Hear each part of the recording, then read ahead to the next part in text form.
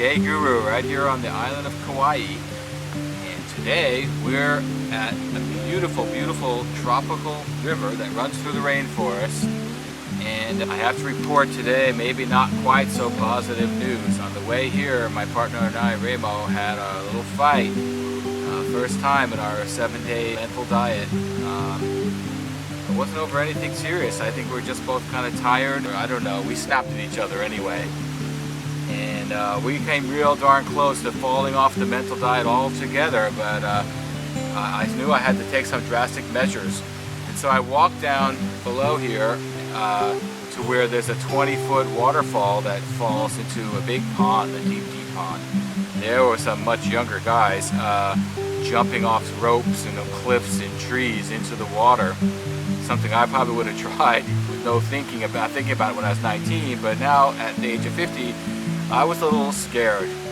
But I said, you know, this calls for drastic measures. And so the young guy handed me the rope, and next thing I knew, I was flying through over the middle of the pond, and I jumped in and landed and didn't even make a fool out of myself. And it was like a catharsis for me, and it really showed me something, that this mental diet takes more than just discipline. It takes courage. It takes courage to claim your own emotions and not to blame it on someone else. If you are negative, say it's someone else's fault. In fact, we have to take responsibility with our own feelings, and we can't just say, well, you said this and you yelled at me, or you did this, and because now I'm feeling this way. And as soon as we start blaming our emotions on other people, whether it's our partner or anybody else, anything outside of ourselves, we lose control and we're off the program, and we got to start all over again. And that almost has happened to me in Remo. The only way I was able to get away from it was to literally do something radical that pushed myself beyond my boundaries that I would have normally done. Even for me, it was a little bit crazy. And so I would encourage you to take that leap of faith and that leap of courage, and don't be afraid to leap beyond your comfortable boundaries and your old habits of saying, well, I'm feeling this way because of this, or this person acted this way to me, so now I'm going to be angry and resentful and hurt or whatever. It's really our responsibility, no matter what. There's no exceptions. Even if someone is bitchy to you, and even if someone is tired and a little cranky, if we let ourselves get off of our path or get off center, well, then it's our fault, because we're the ones who lost control or gave control up to somebody else. Here's a couple things from our good friend Emmett Fox, the creator of the 7-Day Mental Diet.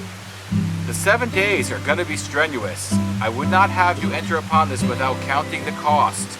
Mere physical fasting would be child's play in comparison, even if you have a very good appetite. The most exhausting form of army gymnastics combined with 30-mile route marches would be mild in comparison with this undertaking. So don't undertake this lightly. But it is only for 1 week in your life, and it will definitely alter everything for the better. For the rest of your life here, for all eternity in fact, things will be utterly different and inconceivably better if you are not carried through this undertaking. So don't be afraid to push past your own boundaries and your own common exceptions, and to take responsibility for your own moods, even those yucky ones, even the ones that you'd rather not have and would much rather blame on someone else. Do not start this 7-day diet lightly. Think about it for a day or two before you begin. Then start in, and the grace of God go with you. You may start it any day in the week and at any time of the day. First thing in the morning, or after breakfast, or after lunch, it doesn't matter. But once you do start, you must go right through for the 7 days. That is essential. The whole idea is to have the 7 days of unbroken mental discipline in order to get the mind definitely bent into a new direction once and for all. And if you make a false start, or even if you go well for 2 or 3 days and then for any reason fall off the diet, the thing to do is to drop the skiing altogether for several days and then to start again fresh. There must be no jumping off and on and off, as it were. You remember that Rip Van Winkle in the play would take a solemn vow of teetotalism and then promptly accept a drink from the first neighbor who offered him one, saying calmly, "I won't count this one."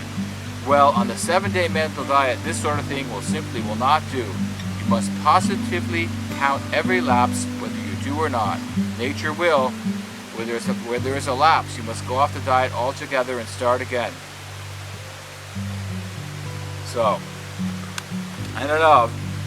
I think that Remo and I pivoted fast enough today and didn't hold on to it long enough that we can still consider ourselves on the diet. I see him smiling behind the camera back there. And it wasn't his fault, and it wasn't my fault. It was both of us having to learn to take responsibility for our own thoughts and feelings, no matter what, no exceptions.